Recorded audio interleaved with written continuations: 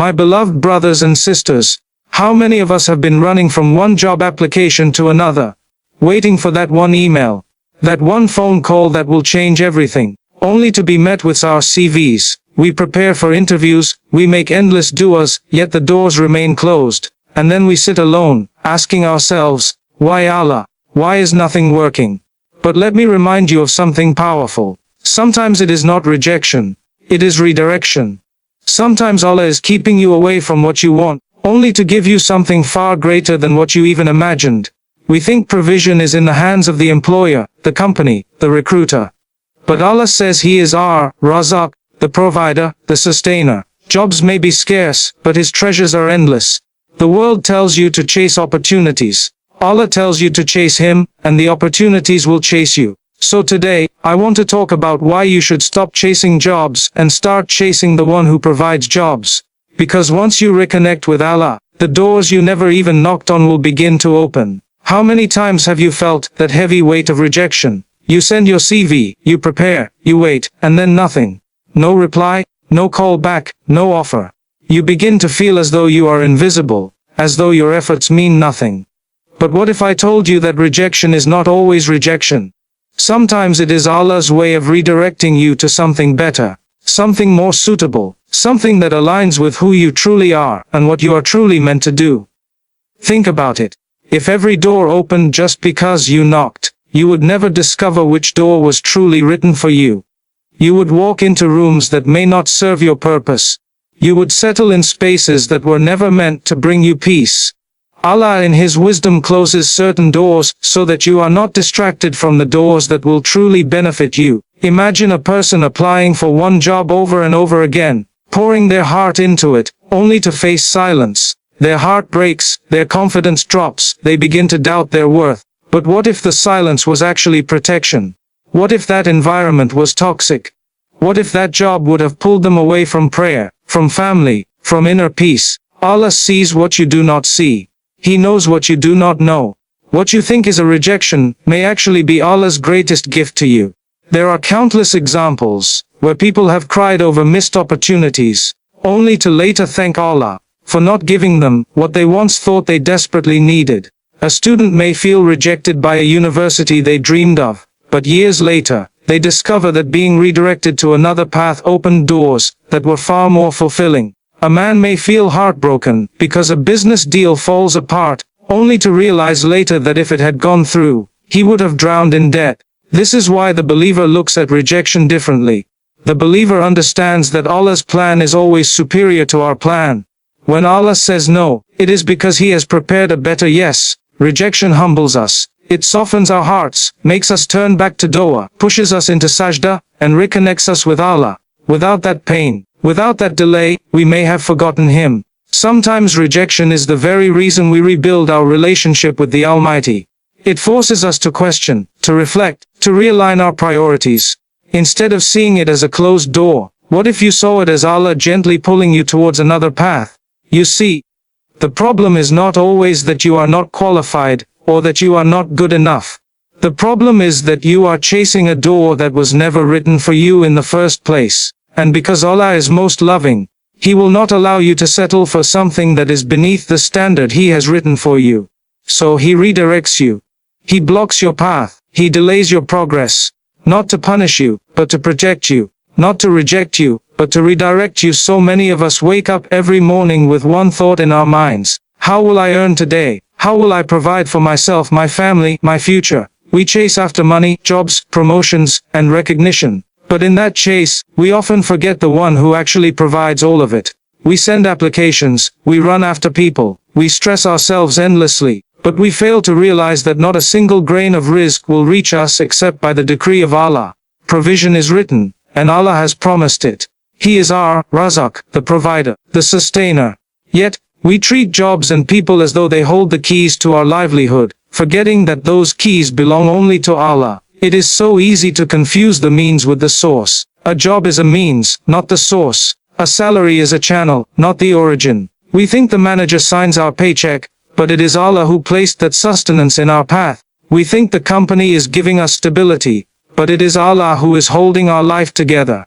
When you forget the provider and only chase the provision, You will constantly feel restless, anxious, and unfulfilled. But when you remember Allah, the source of all provision, your heart finds peace even before the material arrives. Look around at the people who seem to have everything in the world. Big salaries, high positions, beautiful homes, yet many of them live with emptiness. That is because they chased provision but ignored the provider. Their hands are full, but their hearts are empty. On the other hand, you may meet someone with very little, a small business, a modest income, but their heart is full of light and contentment. Why? Because they never forgot the provider. They understand that real rizq is not just money. It is health, it is barakah, it is peace, it is a smile, it is the dua of your parents. It is the calmness in your heart, when you lay your head down at night. The Prophet reminded us that if we were to truly trust in Allah as we should, He would provide for us just as He provides for the birds. They leave their nests in the morning hungry and return in the evening full. The bird does not sit in the nest waiting for food to fall. It goes out, it makes an effort, but its trust is in Allah, not in the tree, not in the sky, not in the seeds. Likewise, we must make effort, but our hearts must remain attached to Allah, not to the job market or the economy or the connections we think will bring us success. Chasing provision without remembering the provider leads to exhaustion. You run and run, but you never feel satisfied. But the moment you shift your focus and begin chasing Allah, something changes. Doors you never imagined begin to open. Opportunities that were hidden begin to appear. Even the smallest income begins to feel like enough, because barakah enters it. And when Allah decides to expand your provision, nothing in this world can hold it back. Many people assume that rizq only means money, a paycheck at the end of the month, or a figure written in the bank account. But in reality, true rizq is so much more than a number. True rizq is not simply what enters your hand, it is what enters your life with blessing. It is not about how much you have, it is about how much benefit and barakah it carries. You can earn a six-figure salary and yet feel emptiness, restlessness, and sleepless nights. Or you can earn a modest income and sleep peacefully with a heart full of gratitude. That peace, that contentment, that calmness is also rizq. Barakah is something only Allah can give. It is that secret ingredient that makes a little feel like a lot, that stretches what seems insufficient, that makes time, health, energy, and wealth expand beyond what is measurable. A person without barakah may earn plenty but see it vanish in debts, hospital bills, stress, and conflicts. Another person may earn a small amount but see it grow, last, and bring happiness. This is why the Prophet taught us that true wealth is not in the abundance of possessions but in the richness of the soul.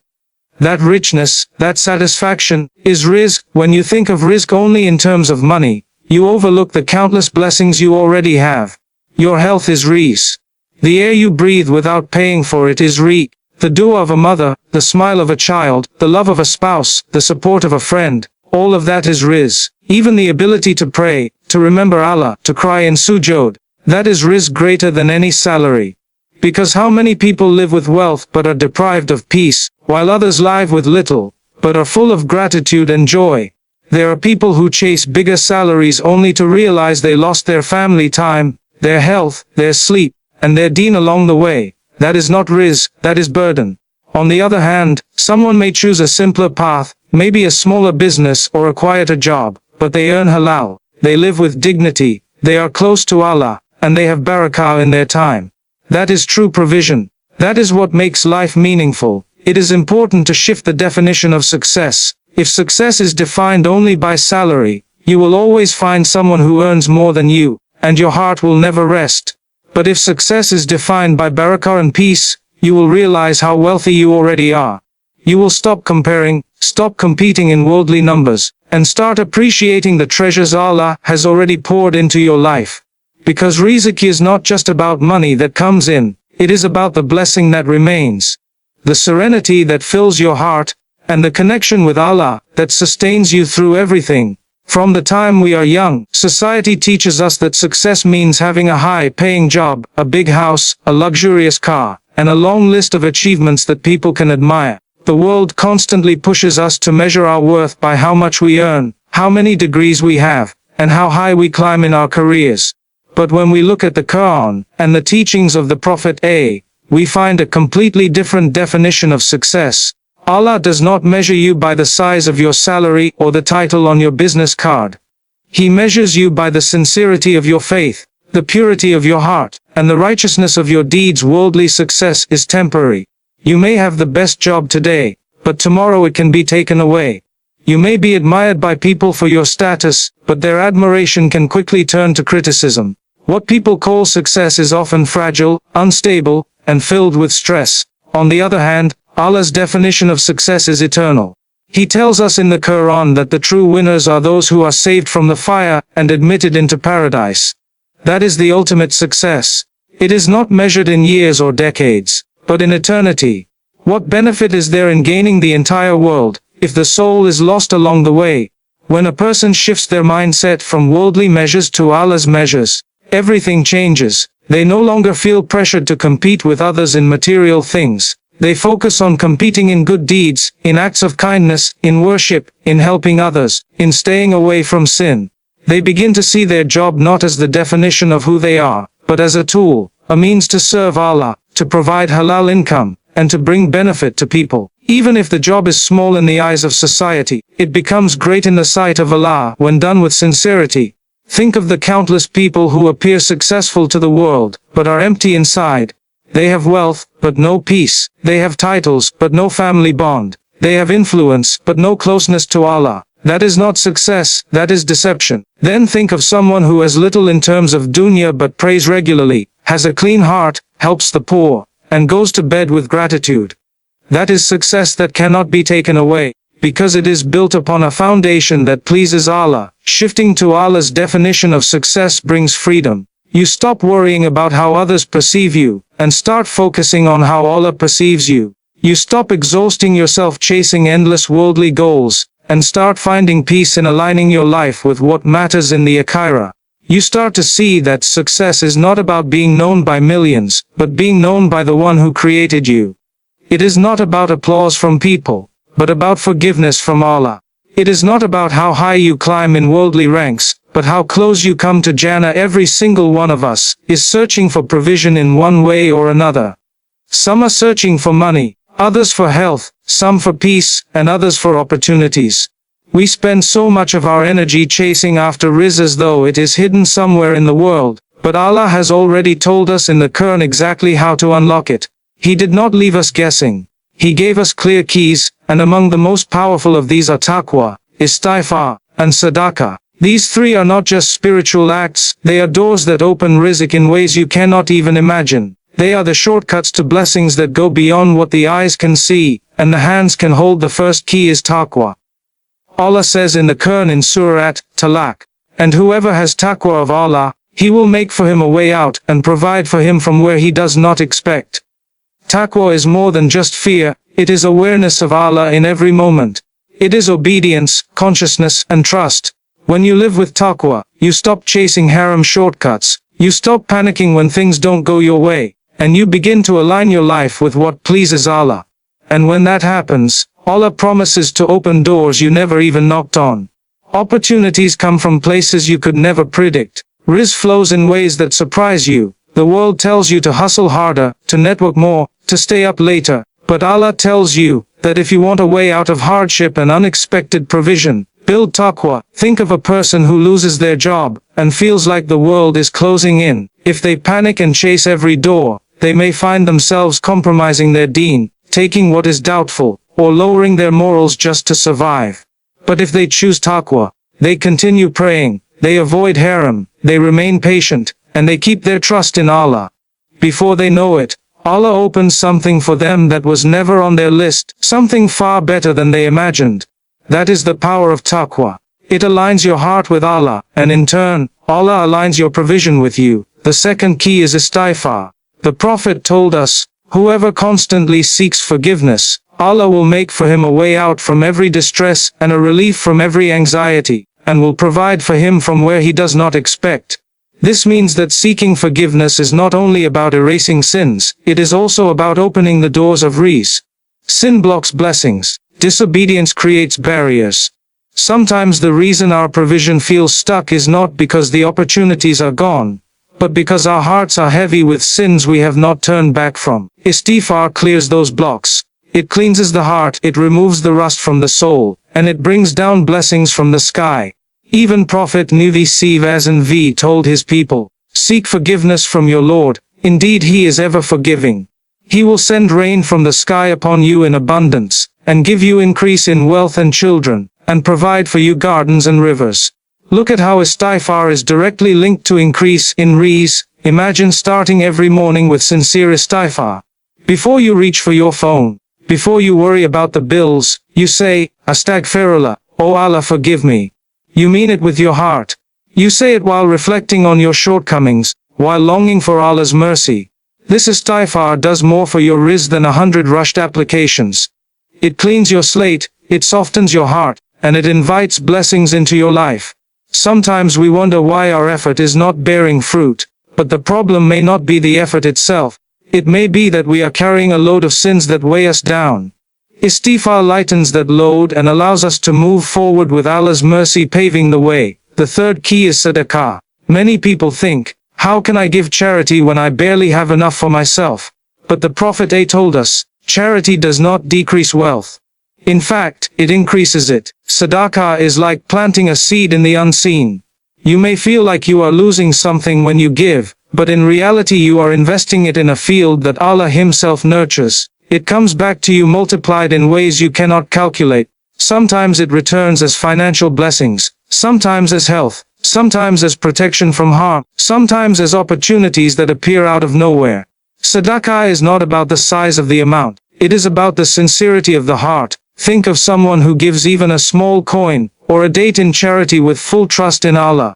That small act can unlock rizq far beyond what money could buy. Allah looks at the sincerity, not the size. A person with millions who gives with arrogance may see no blessing, while a person with little who gives with humility may see doors open wide. Sadaqah protects, it purifies, it multiplies. It is one of the fastest ways to turn scarcity into abundance, because Allah Himself has promised that what you give for His sake will never be lost. It will always return to you in a form that is better. When taqwa, istighfar, and sadaqah are combined, they create a powerful cycle of provision. Taqwa ensures you are walking on the right path. Istighfar clears the blocks that stop blessings from reaching you. Sadaqah multiplies and expands whatever Allah grants you. Together, they bring down the kind of rizq that money alone cannot buy. They bring barakah, peace, health, safety, and opportunities that align with your deen and your dunya. This is why when we look at the lives of the righteous, we see that they were never obsessed with chasing provision. They were obsessed with pleasing Allah, and provision followed them. The problem many of us face is that we invert the formula. We chase the dunya and forget the deen. We run after provision and forget the provider. We withhold sadaqah because we think giving will make us poorer. We neglect istighfar because we underestimate the weight of our sins. We compromise taqwa because we fear losing opportunities, and in the process, we block the very doors we are desperate to open. But when you reverse this and begin with Allah, when you put taqwa first, when you make istighfar a habit, when you give sadaqah even in hardship, suddenly you see a shift. You no longer need to run after provision. Provision runs after you. You no longer fear scarcity, because you know that the treasures of Allah never run out. You no longer measure your wealth by numbers alone, but by the peace in your heart, the barakah in your time, and the unseen protection that surrounds you. This is why the believer never despairs. Even when the world seems tight, even when jobs are scarce, even when people shut their doors, the believer knows that Allah's doors are always open. Taqwa, istighfar, and sadaqah are the keys that fit those doors. They are the keys that unlock rizq from places you never imagined. They are the keys that turn scarcity into sufficiency, and sufficiency into abundance. They are the keys that remind you that provision is not limited to money, but extends to every blessing in your life, from the smallest smile to the greatest victory. There are times in life when you feel as though you are standing in front of a locked door. You knock once, you knock twice, you knock again and again, and still the door does not open. You pray, you make dua with tears, you put in the effort, and yet the silence continues. In those moments, it is so easy to believe that Allah has denied you, that maybe you are not meant to succeed, that perhaps Allah does not want to give you what you are asking for. But the reality is very different. The delay you are experiencing is not denial. It is preparation. It is realignment. It is Allah reshaping your path so that when the time comes, you are ready to receive what is written for you in the best way. Every believer, must understand that Allah's timing is perfect. We see only the moment we are in, but Allah sees the entire story of our lives from beginning to end. What looks like a delay to us may actually be Allah saving us from something harmful, or Allah holding back a blessing until we are mature enough, wise enough, and strong enough to carry it. Sometimes we ask for a job, a marriage, a business, or an opportunity, and when it does not come right away, we feel broken. But think of a child who begs to drive a car. If a loving parent denies the request, is it because they do not love the child? No, it is because the child is not yet ready. Giving it too soon would harm them. Likewise, Allah in His mercy withholds certain things until the timing is right. What feels like a delay is actually a shield. There are countless stories where people later thank Allah for delaying their plans. Someone applies for a job over and over and receives only rejection. Months later, they discover the company collapsed. Someone prays desperately to marry a particular person, but things do not work out. Years later, they look back and realize that had they married that person, their life would have been full of pain. At the time, they cried and felt forgotten, but later they saw that Allah's delay was actually protection. It was not a no, it was a wait. It was a redirection towards something far more suited for them. Preparation is another reason for delay. Sometimes Allah does not give us what we ask for immediately, because we are not yet prepared to handle it. If He gave you the promotion today, maybe your ego would grow. If He gave you wealth now, maybe you would forget your salah. If He gave you the marriage you want right this moment, maybe you would not yet know how to be a good spouse. Allah delays so that you can grow into the person who can handle the blessing. The waiting period is not wasted time. It is training time. It is where your patience develops, where your character strengthens, where your faith deepens. Without that preparation, the blessing could become a test you are not ready to pass. Realignment is also part of Allah's delay.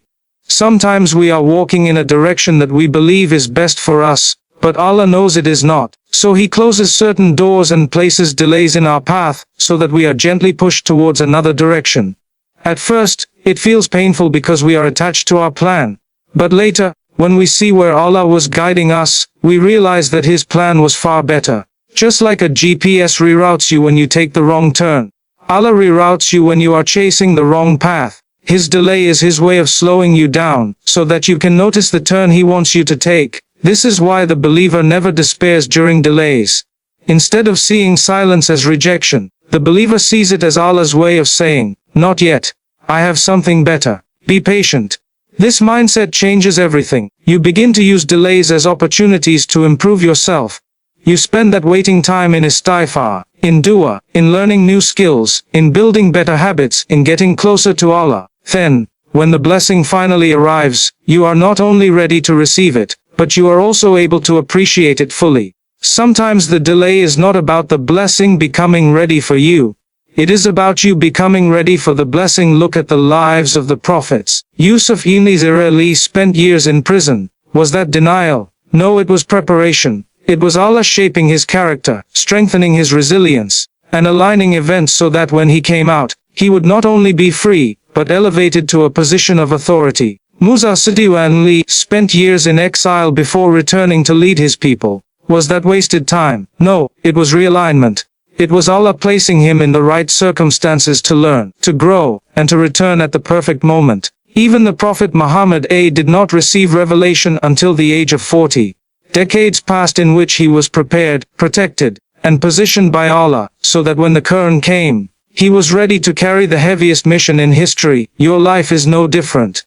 The delays you face are not empty. They are filled with purpose. They are filled with hidden blessings. Sometimes Allah delays because He wants you to increase in dua. Had He given you what you asked for immediately, maybe you would have stopped calling upon Him. But by delaying, He keeps you in constant conversation with Him.